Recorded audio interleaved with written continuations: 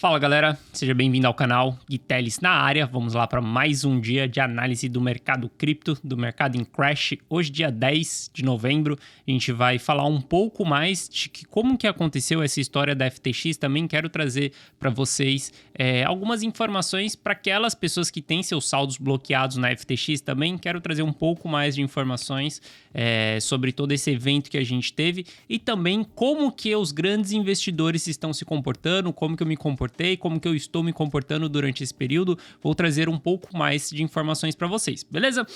Se você gostar do conteúdo, cara, eu peço por favor, deixa seu like para eu saber que esse conteúdo está sendo relevante também e para você entregar isso como um pouco de retribuição. E caso você não seja inscrito no canal, eu te convido a fazer parte desse canal. Aqui eu trago mega conteúdo todos os dias da semana, principalmente quando a gente fala sobre análise on-chain. E hoje eu vou mostrar para você que eu trago um conteúdo diferente mesmo, uma análise on-chain diferente, alguns dados diferentes que você não vai encontrar por aí, beleza? Eu tenho certeza que você não vai encontrar, porque até para eu encontrar esses dados foi muito difícil no começo mesmo, beleza? Então só pra gente analisar aqui, ó, vamos contextualizar um pouco da história. A gente vai falar do price action, tá? A gente tá vendo o preço subindo aí hoje, eu vou falar pra vocês como que eu tô me comportando nisso, mas vamos lá, puxando aqui ó, da FTX, eu quero trazer alguns dados pra vocês. Primeiramente, a gente sabe que tinha a FTX e a Alameda Research, as duas empresas, quem estava por trás era o SBF, né? E a gente vê que tinha uma jogada entre essas duas empresas aí. Se a gente olhar para a Alameda Research,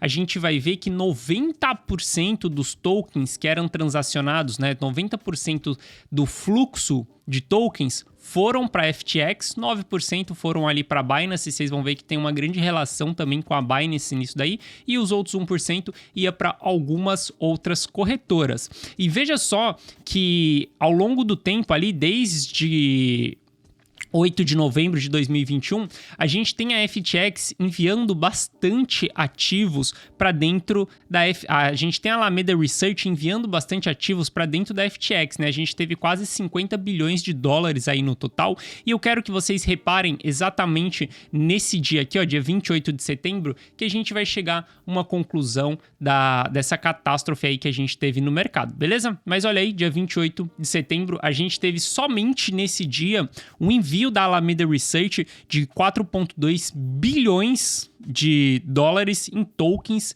exatamente para FTX. Quando a gente olha o saldo da carteira da Alameda, cara, a gente vai ver que durante todo o período, a Alameda ela teve muito mais moedas estáveis, né? Tanto o o SDC, quanto o DAI, quanto o SDT e também Ether e embrulhado de BTC, né? O Wrap BTC. A gente vê que a carteira da Alameda ela sempre foi pautada muito mais nisso daí, beleza? E ao longo do tempo a gente vê que os tokens da Alameda eles fluíram muito entre essas duas empresas, tanto a Binance quanto a FTX. Eu não sei ao certo qual que era a relação junto com a Binance, tá? A gente sabe que o CZ, quando ele postou ali que ia despejar suas FTTs, ele falou que ele tinha participação também da FTX, né? E ele foi um dos investidores lá no começo da FTX, então a gente sabe que tem essa pequena relação. Mas se a gente olhar, cara, a gente vai ver que as transações estão muito ligadas entre essas três empresas juntas. E aí também eu vou chamar um alerta para vocês em relação à Binance. A gente sabe que a Binance é uma das empresas menos que anda nas regras ali, né? A gente sabe que a Binance tem muita coisa por trás dos panos ali. E eu até chamo um alerta para vocês, para quem tem ativos dentro da Binance, cara, você não deve ter ativos dentro de corretora nenhuma, você deve custodiar isso dentro das suas wallet, custódia própria. Você usa a corretora só para fazer uma ponte, trocar fiat por cripto e já era, nada mais, beleza? Primeiro ponto é esse. Segundo ponto é que a Binance ela pode estar com alguns problemas aí também, e esses problemas não podem ter começado somente agora, porque para quem não se lembra, a 3AC, quem estava por trás da 3AC era o CZ, que é exatamente o CEO da Binance. É a mesma coisa que o FBF por trás da Alameda Research. A gente teve a 3AC quebrando e nada foi respingado na Binance, porque a Binance não é tão transparente assim, então a gente não sabe o que aconteceu. Agora, com a queda da Alameda Research também, a gente vê que a Binance tinha bastante transações relacionadas com a Alameda Research. Então, nesse ponto, a gente não sabe qual que é o prejuízo que a Binance tomou, tanto quando a 3AC quebrou, quanto agora quando a Alameda Research está quebrando. Então, eu faço um alerta aí que, cara, a gente já teve aprendizados sobre isso ao longo do caminho várias vezes, que você não deixa suas criptos nas corretoras. Agora, com esse ponto da FTX, é mais uma vez. E, cara, se você usa a Binance, eu digo a mesma coisa para você. Tome cuidado, porque não dá para saber se a Binance está insolvente ou não, beleza? Mas me chama bastante a atenção esse fato da Binance ter uma relação muito forte com as transações da Alameda. Quando a gente olha o fluxo de saída da FTX, a gente vê que, cara, as maiores saídas da FTX foram exatamente para duas empresas, tanto para a Binance quanto para a Alameda. Então, quando a gente olha para o ecossistema, a gente tem de um lado aqui, a gente vê que tem uma ligação muito forte. De um lado aqui a gente tem a Alameda, do outro aqui no meio a gente tem a FTX e aqui a gente tem a Binance também. A gente vê que tem uma ligação muito forte entre as três empresas. Tanto a Alameda enviava muito para a FTX enviava muito para a Alameda enviava para a Binance, a FTX enviava para a Binance enviava para a Alameda. Então as três estão muito envolvidas. Isso daqui é um ponto que me dá esse alerta de que, putz, a gente pode ter merda ainda mais pra frente com a Binance por conta de toda essa relação que ela tinha, beleza? O que a gente olha, aí eu vou puxar pra tentar entender como que tá a reserva dessas empresas. Óbvio que agora, depois do fato acontecido, a gente consegue chegar nessas conclusões, né? Sempre assim, a gente sempre liga a chave, aquele viés, a partir do momento que o negócio acontece. Mas a FTX, ela já vinha dando indícios de que ela poderia estar insolvente. E eu vou mostrar exatamente isso para você e ainda vou falar como que isso vai respingar para quem tem os saques bloqueados ou não. Se a gente olhar para a reserva da Binance, a gente vai ver que a Binance mantinha sua reserva ali aumentando durante todo esse período. Ó, veja que durante todo o bear market aqui, ó, a gente tem o BTC ali em 68 caindo. A gente vê aqui as principais stablecoins, ó, em vermelho ali a gente tem uma média, né? Mas a gente tem aqui a BUSD, a gente tem o SDC, o SDT. Então a gente vê que a Binance vinha aumentando as suas reservas. Já havia um diferencial na FTX. A gente vê que a FTX, ela caiu muito. Se a gente colocar aqui, ó, nos últimos 2 anos, por exemplo, a gente vai ver que a reserva da FTX subiu bastante até o ponto ali da gente chegar em all-time high e depois a gente começou a ter diminuição na reserva da FTX. Antes do crash, veja só, olhando aqui para o crash, a gente teve a notícia aqui de que a FTX ia ficar insolvente no dia, mais ou menos ali, foi dia 6, se eu não me engano, a gente começou a ter essas notícias. Olha só como que a reserva de stablecoins da FTX já vinha zerando. A gente já não tinha mais reserva dentro da FTX. Quando a gente teve o crash, já estava zerado a reserva de stablecoin dentro da FTX. O que a FTX estava fazendo ao longo desse período é que os caras já estavam insolventes e eles estavam tentando salvar a empresa por trás dos panos. A gente nunca vai saber qual foi a real história. Muito se fala, né? Eu mesmo achei que o CZ tinha feito uma grande jogada de mestre ali quando ele postou que a FTX estava insolvente e que lá no final das contas, quando o preço caiu, ele estava comprando e no final a gente vê que ele não vai comprar a FTX porque o buraco é mais embaixo. A gente não sabe o que realmente estava acontecendo por trás da empresa, porque a gente já vê que ela vinha zerando as suas reservas e lembra aquele dia que eu falei para vocês lá, o dia 28, o dia 20... Opa, calma aí. Deixa eu ver se eu acesso esse daqui, ó, full. No dia 28 de setembro lá, ó, se a gente olhar pro dia 28 de setembro, a gente vai ver a Alameda Research enviou uma quantidade massiva de FTT para dentro da FTX. Olha só quanto de FTT, a gente teve entrando dentro da FTX exatamente no dia 28. Aqui, ó, dia 28, dia 27, ali a gente tinha 74 milhões de FTT dentro da FTX e depois a gente passou a ter 250 milhões de FTT dentro da FTX. Cara, isso daqui dá uma...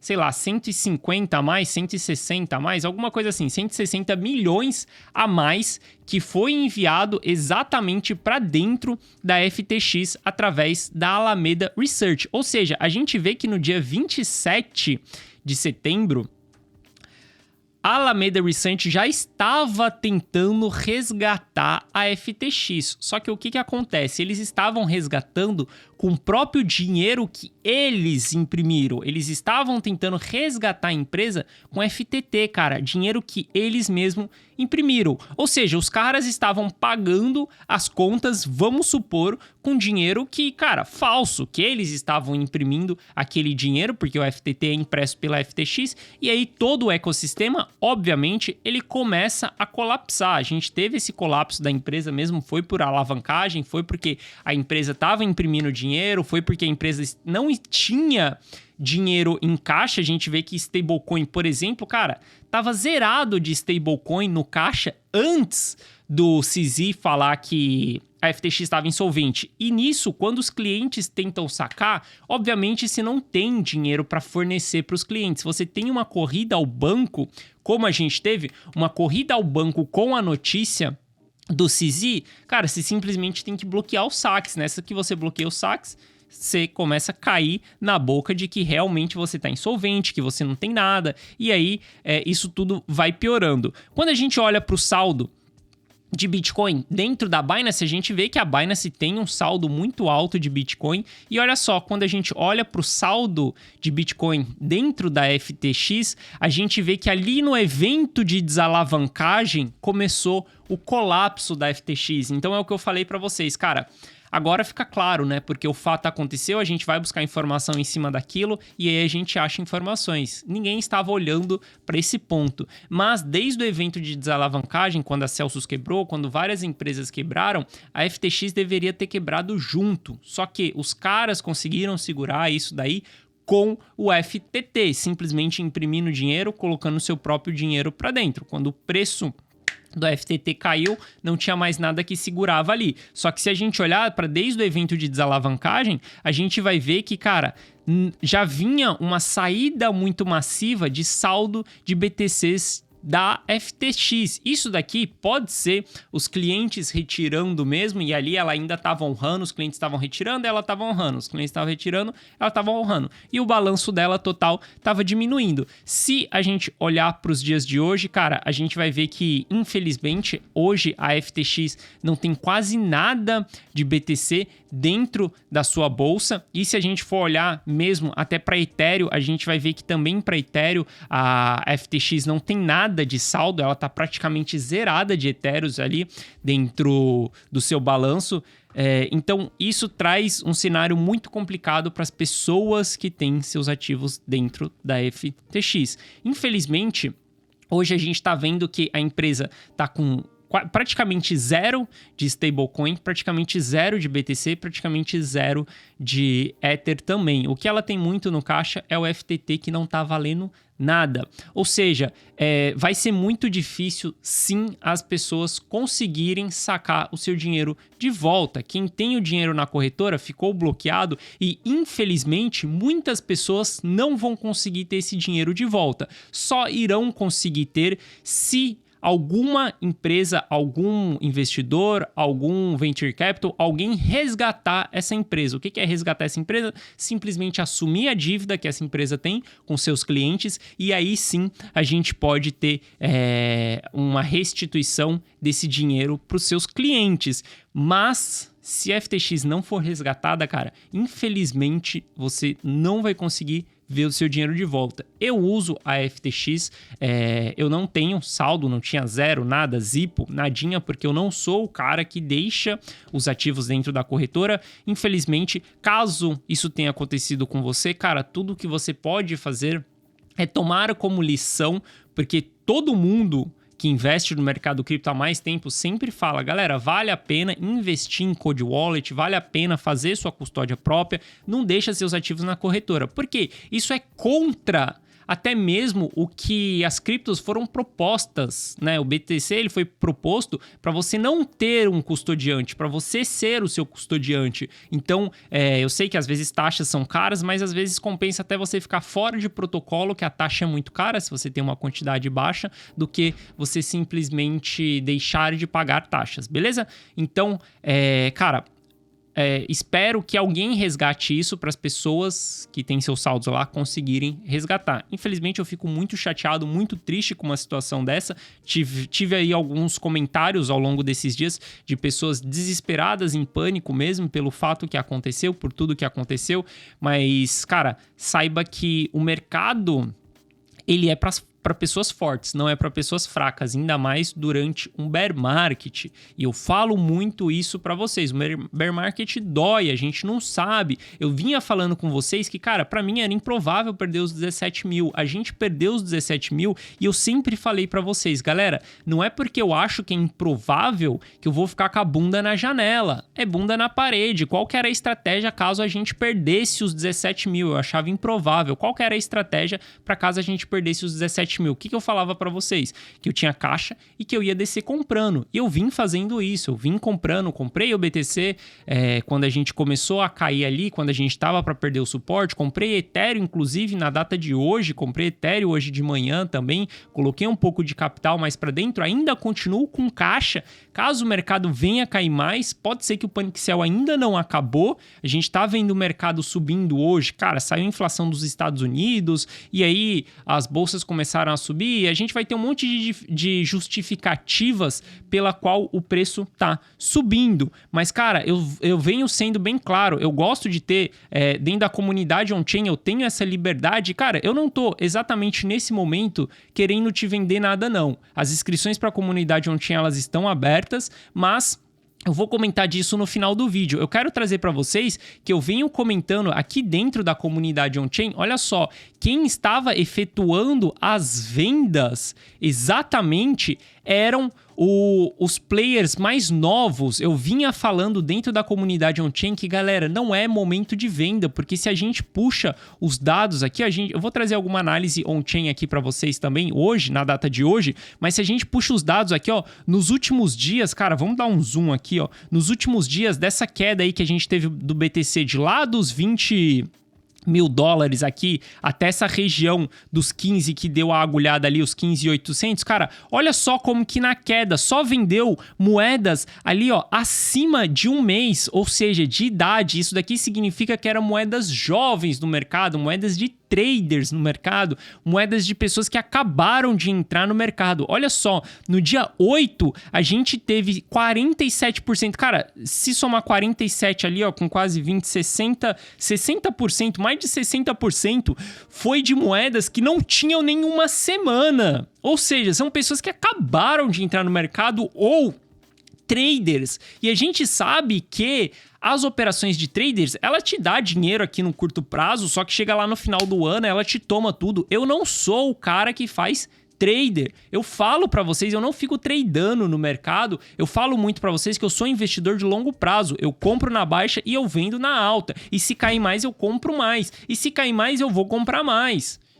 Entende? Eu não dependo mensalmente de lucro do mercado. O maior erro que você pode fazer é você depender do lucro do mercado para pagar suas contas. Eu não dependo do lucro das criptos para pagar as minhas contas no final do mês. Então eu invisto com uma mentalidade de investidor, não de trader. E quando eu olho para todo esse crash que a gente teve, cara, foi simplesmente pessoas que pensam no curto prazo. O investidor de longo prazo, ele não vendeu. A gente não teve distribuição do long term holder. Se a gente olha no long term holder aqui, cara, simplesmente o long term holder ele segue acumulando durante toda essa movimentação. Eu venho falando para vocês, desde os 17 mil dólares ali, o long term holder começou a entrar no mercado. Quem que é o long term holder? Investidor parrudo, investidor que pensa no ciclo, investidor que está pensando lá no longo prazo. E eu fui bem claro durante esses dias na comunidade on-chain falando para a galera, não estamos em momento de venda, estamos em momento de compra. Se vocês olharem, eu comprei aqui BTC na data de hoje, mandei 7 horas da manhã para a galera, mandei também que fiz transição da Solana para o Ether durante o crash, expliquei porque fiz essa transição também. Quando a gente teve a primeira queda ali do BTC, nem sei onde que tá aqui, quando a gente teve a primeira queda ali do BTC, eu falei na comunidade on-chain que eu estava comprando BTC e estava comprando BTC pesado, entrei um pouco mais pesado também na compra que eu fiz quando começou todo o crash, porque, galera, era puro panic sell. Se o mercado vai voltar hoje ou amanhã, eu não sei. E eu vou ser bem claro isso daqui para vocês. Eu não sei, não dá para ter certeza do mercado. Hoje o mercado tá tentando reverter, cara, deixa reverter, deixa andar.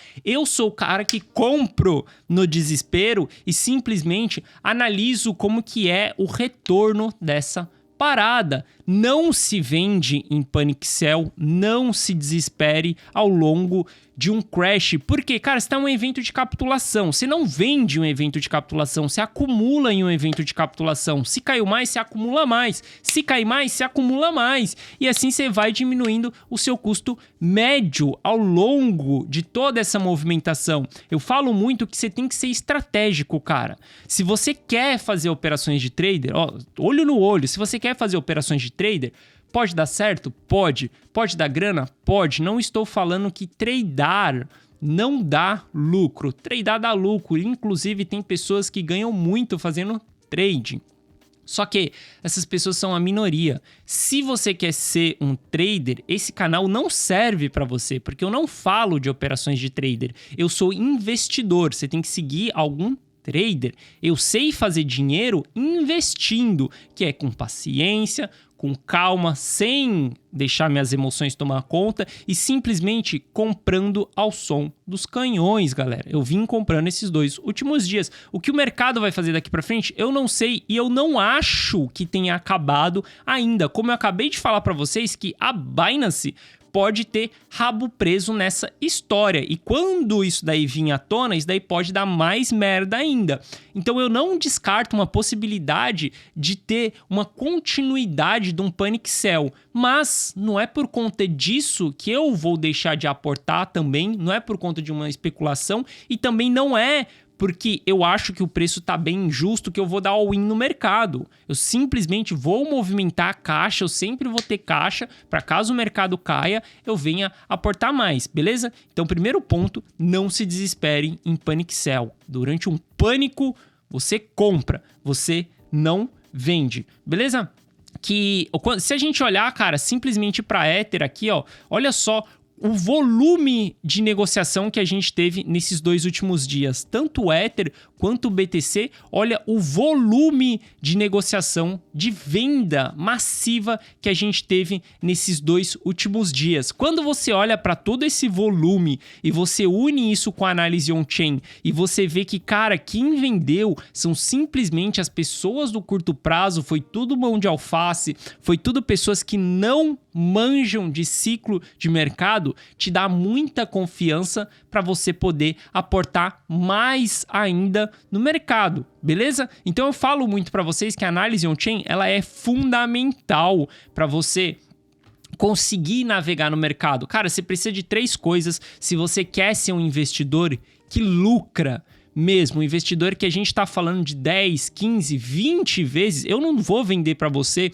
um ativo que vai multiplicar 50.000%. Eu não vou falar isso, eu nunca falei isso para vocês. Só que com apenas o BTC é possível você multiplicar em 10 vezes. A gente viu isso no último ciclo. Quem comprou ali na região de capitulação de 2018 entre 4.600 e 3.200 e vendeu entre 50 mil e 60 mil, simplesmente fez 10 vezes de multiplicação nessa parada.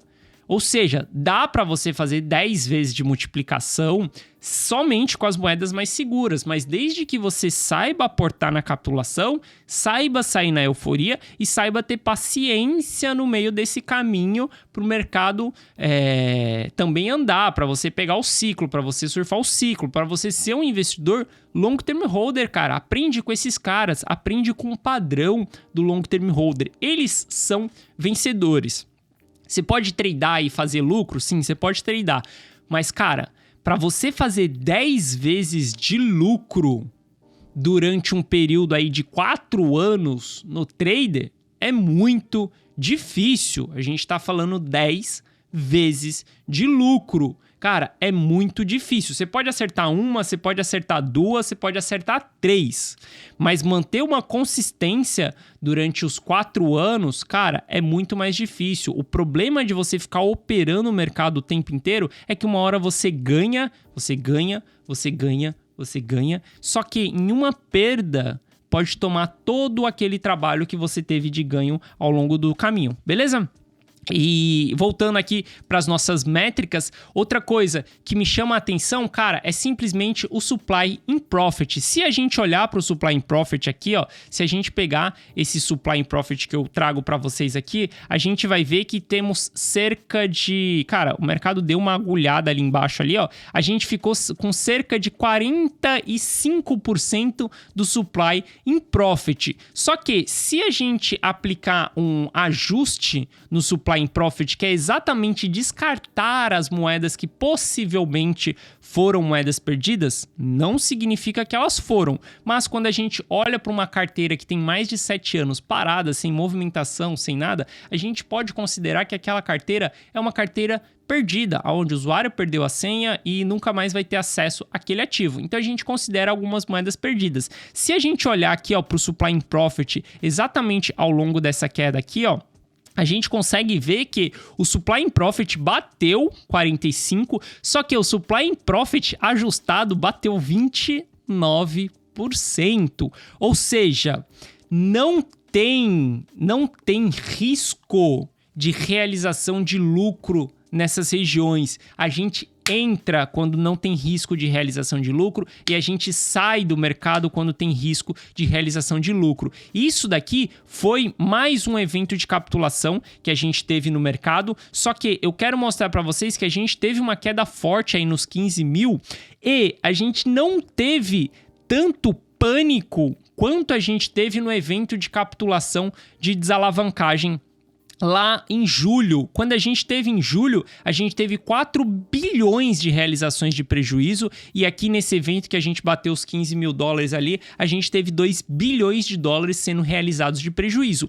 Isso daqui é um movimento de capitulação, só que essa queda dos 20 para os 15 não houve mais panic sell do que no evento de julho. No evento de julho, a gente teve muito.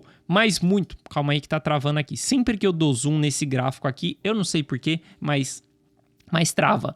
Mas quando a gente olha para julho, a gente vê que teve muito mais panic sell naquele momento. Para mim, o evento de julho continua sendo o evento de capitulação. Depois da capitulação, a gente passa pela agonia, a descrença, o mercado continua lateral, o mercado cai mais, a gente continua nessas movimentações. Para mim, não mudou nada que a gente está formando o fundo. Até então, eu venho comprando, eu continuo comprando, não vendi nada. A única posição que eu me desfiz foi exatamente da Solana, porque Solana entrou em um risco sistêmico por conta de toda essa parafernália que a FTX fez. Tem FTT espalhado para todos os lados dentro do ecossistema da Solana, então a gente vai ter vários protocolos quebrando ainda, protocolos de DeFi dentro do ecossistema Solana, vai estar quebrando. A gente viu que muita gente se desesperou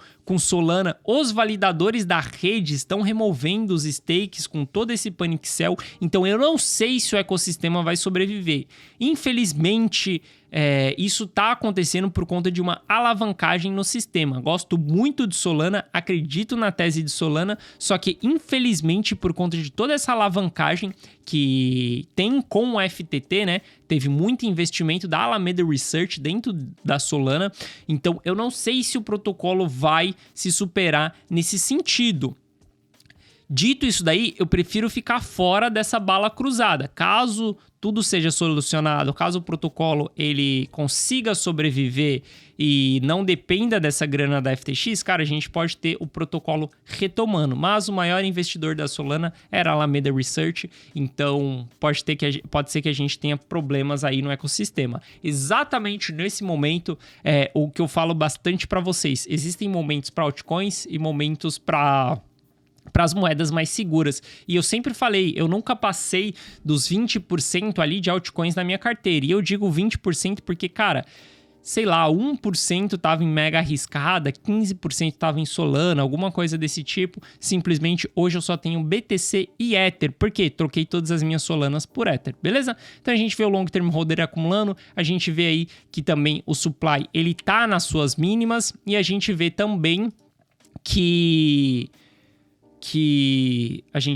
o supply está acumulando, o BTC está nas mínimas e o supply in profit está nas mínimas, beleza? Falando do price action aqui, muito se falava dos 15 mil dólares, a gente bateu nos 15 mil dólares, tá voltando e sendo bem sincero para vocês, galera, cuidado com essa movimentação aqui de alta, porque a gente está voltando e confirmando uma resistência que foi perdida. Isso daqui ainda não significa que a gente vai retomar. A gente pode retomar em V, sim, essa queda tem isso como opção, mas a gente pode estar simplesmente retomando aqui para poder continuar quedas. Caso a gente tenha o ecossistema sendo desalavancado ainda mais, a gente pode ter quedas mais para frente. Qual que é o meu olhar? Esses dias de alta, cara, para mim, eu não vou olhar por compra e eu estou olhando por compra nos dias de baixa. Então, comprei no primeiro dia de baixa, comprei aqui no segundo dia também, né? Na verdade, comprei hoje de manhã, o candle estava bem mais baixo aqui, comprei um pouco de Ether.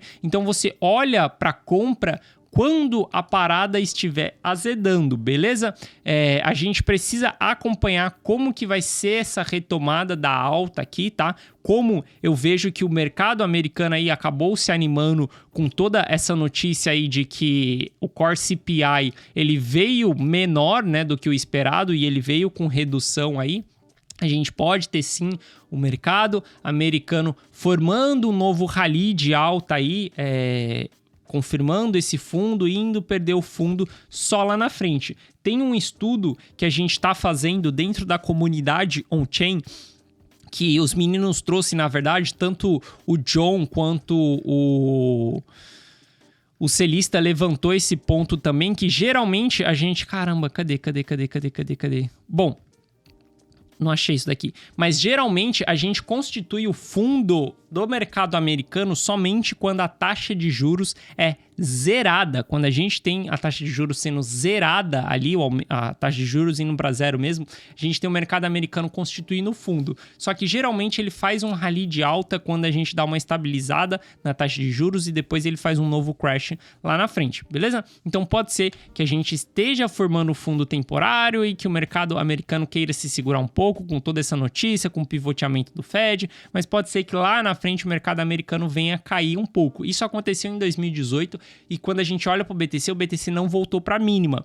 Que a gente teve BTC em 3.200 dólares, depois ele subiu, foi para 12 e aí ele voltou e caiu para 4.600 no crash de 2020. Ali foi um movimento de taxa de juros indo a zero, o mercado americano encontrando o seu fundo também, só que cripto já tinha encontrado o seu fundo antes, beleza? E falando sobre a comunidade on-chain, a gente está com as inscrições abertas. Daqui 6 dias, na quarta-feira que vem, eu vou abrir a comunidade on-chain para quem quiser entrar. O que é a comunidade on-chain? É simplesmente uma comunidade no Facebook, onde a gente tem discussões, tem outras pessoas também, outros membros que discutem lá, trazem suas análises também. A gente sempre pega é uma confirmação da análise das outras pessoas para saber se a gente não está viajando na batatinha. Quando você entra para a comunidade on-chain, você tem acesso aos treinamentos, um treinamento sobre a base do mercado financeiro, que é simplesmente sobre análise gráfica, né? Eu falo para vocês, cara, para você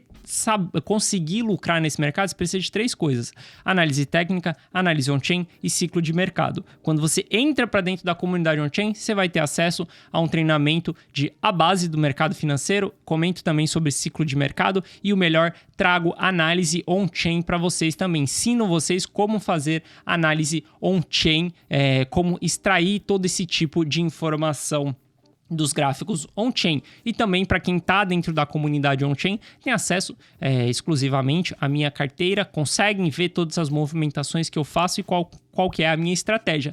Minha carteira é uma recomendação de investimento? Não. Se você quer entrar na comunidade on-chain para dar um Ctrl+C, Ctrl+V na minha carteira, nem recomendo que você entre, porque isso daqui não é um call de investimento. É simplesmente eu exponho minha carteira para mostrar para vocês que aquilo que eu falo, eu faço, porque a gente tem muitas pessoas que falam, o mercado vai a não sei quanto, só que eu não vejo essas pessoas shortando, eu não vejo essas pessoas colocando dela na reta. Eu tô falando para vocês, a gente tá vivendo uma baita oportunidade, buy zone, dos 22 para baixo é buy zone, tô comprando. Então eu mostro isso claramente lá na comunidade on-chain, as pessoas têm acesso à minha carteira, exatamente isso. Nos 2 últimos dias, mandei lá, galera, tô comprando.